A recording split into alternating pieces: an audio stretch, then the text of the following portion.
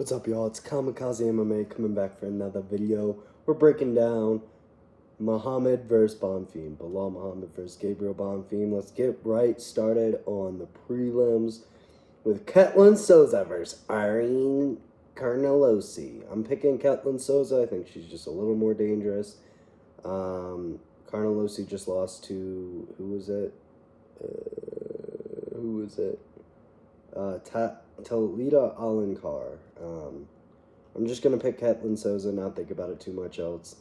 Jaisla Chavez versus Eunice Dubin. Eunice Dubin's lost her debut, if I'm not mistaken.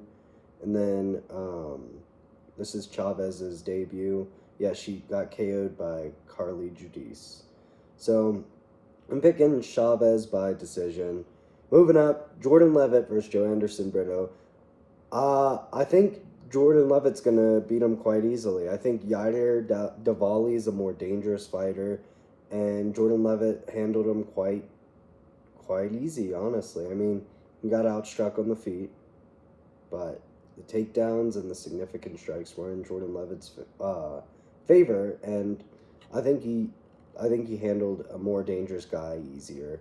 And I think he could submit Joe Anderson Brito, but I'm going to pick him by decision. Priscilla Cachoeira versus Chelsea Chandler.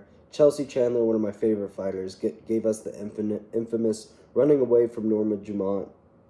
You guys know what I'm talking about. Just running away from Norma Dumont.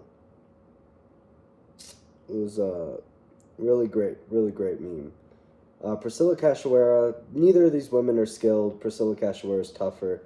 I'm going to pick her by second or third round TKO. Possibly a decision. I just think she's tougher, and she's more there to get hit, to give a hit. And Chelsea Chandler does not like getting hit. So I'm going to pick Priscilla Cachoeira by third round TKO, we'll say. Bruno Silva versus Edgar Chairez. I'm picking Edgar Chairez. Edgar Chairez has only lost to Tatsuro Taira and Joshua Van, who both just fought for a belt. He hasn't been finished in the UFC. Bruno Silva's been finished by everyone he's lost to, if I'm not mistaken. Nope, he lost to Charles Johnson, not by finish. But he got KO'd by Josh Van, got KO'd by Manel Cap. He kind of was winning against people. I think Edgar Chairez is pretty good. Do I think he'll knock him out? No. Do I think he'll submit him? Possibly. But I'm leaning towards a decision win. Edgar Chairez is going to be a little bit slower, and I think it'll be okay, though, because I think Bruno Silva won't be landing. He'll be clearly faster, just won't be landing. Moving up, Marcus McGee versus John Yanis. I think Marcus McGee is going to KO John Yanis in the first round, or second round. John Yanis has lost to Austin Bashi by submission in the first round. Marcus McGee has not lost to anyone except for Piotr Jan, the current champion. Marcus McGee is going to KO John Yanis in the second round. Possibly first, too, but I'll lean second. Matt Schnell versus Alessandro Costa. Matt Schnell is going to get KO'd in the first round. I mean, we all kind of knew that was what I was going to say, so... Moving on, Iwo Baranowski versus Junior Tafa, same thing. Junior Tafa's going to get KO'd in the first round. Moving up, Bryce Mitchell versus Santiago Luna. Santiago Luna's making his second fight in the UFC, if I'm not mistaken. No, third fight. He KO'd Lee Kwong and Angel Pacheco decision. I just trust Bryce Mitchell to hold him down for 3 rounds. But Santiago Luna definitely has the finishing potential in this fight.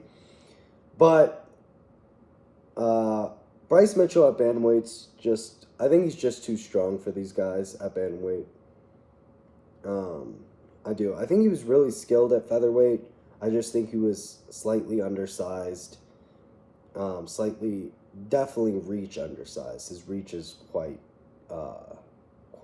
short. But I think he'll be able to hold down Santiago Luna for 3 rounds. Santiago Luna is a big risk, though. Like, don't take this fight. This is a big risk for Bryce Mitchell, but because Santiago Luna is a power puncher and a submission artist, and that's the only people Bryce Mitchell kind of struggle with. So, yeah. Bryce Mitchell, I believe, will hold him down for 3 rounds and get the decision win. He's not a terrible striker either, but I don't think he's been confident on the feet since the Josh Emmett KO. I really don't. I mean, if we look back at his fights, 2024 was the Kron Gracie fight. Kron Gracie just kept pulling guard. Then he got submitted by Gene Silva. Then he just held down Saeed. So, yeah, I'm picking Bryce Mitchell, but Santiago Luna definitely has a ability to finish this fight. Anyways, moving up. Faris Siam versus Tom Nolan. Tom Nolan's looked so good in his recent fights, but I have to pick Faris Siam. You can't be getting KO'd by Nicholas Mota in the first round. It's just not acceptable. He's looked good in all of his other fights, but he hasn't really fought anyone at a high level. I mean, Charlie Campbell was okay, I guess. Vyacheslav Borshev was overrated, let's be real. Faris Siam has been consistently since 2023 been beating good guys. And beating good guys good. Like, he's been finishing. He finished Nazim Sadikov. Beat Mike Davis. And now he's going against someone who's lower level. Faris Siam's going to have the reach advantage. Height disadvantage, but a reach advantage. And I think he's going to piece up Tom Nolan and get takedowns and probably finish Tom Nolan by submission or TKO in the third. So I think it could go to a decision quite easily, though. But Faris Siam's going to win this fight. I have little to no doubt about that. Brendan Allen versus Edmund Shabazian. Pretty good matchup, honestly. A little bit of an odd matchup. Edgar Chavez versus Bruno Silva is probably the most 50-50 fight on this card, but Brendan Allen is fighting better levels of competition. Edmund Shabazian has the momentum, KO'd Andre Muniz, beat Andre Petrosky, KO'd Dylan Budka. He got submitted by Gerald Mearshart in 2024, but he's been looking good. Last year he looked really good, is kind of what I'm saying. But Brendan Allen beating Rainer de Ritter is making me choose him. It's not a 5-round fight, which also does help Brendan Allen. I also do think Brendan Allen won against Nasruddin Imavov. I will stand by that till the day that I die. I think he won that fight. I think they both looked pretty bad in that fight. I think Brendan Allen won that fight. So, Brendan Allen's going to beat Edmund Shabazian, probably by decision. Mixing up some of the grappling with more striking than anything. Moving up to the main event. Bilal Muhammad versus Gabriel Bonfim. Alright. Gabriel Bonfim's going to finish Bilal Muhammad in this fight. I think he's going to could finish him by submission or TKO. I think he's going to finish Bilal Muhammad. Bilal Muhammad lost to JDM, Annie, and Gary by decision. Not terrible, but Ian Gary has pillow hands. Ian Gary's not a finisher. He's really technical. Bilal Muhammad outstruck him. So, I just think Gabriel Bonfim's more dangerous than anyone Bilal Muhammad's fought in the past. Since he's fought Vicente Luque, whenever that was. I think Gabriel Bonfim's just the most dangerous fighter he's fought in a long time. Yeah, I mean, 2021, we have to go all the way back to 2019, really, when he fought Jeff Neal.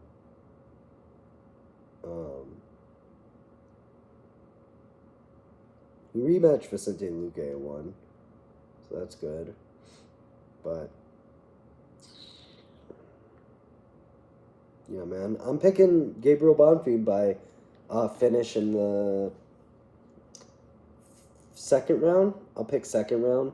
Now, I am concerned if he doesn't get the finish in the first two rounds, that he'll gas out and he'll gas out and the fight will be over by him gassing out.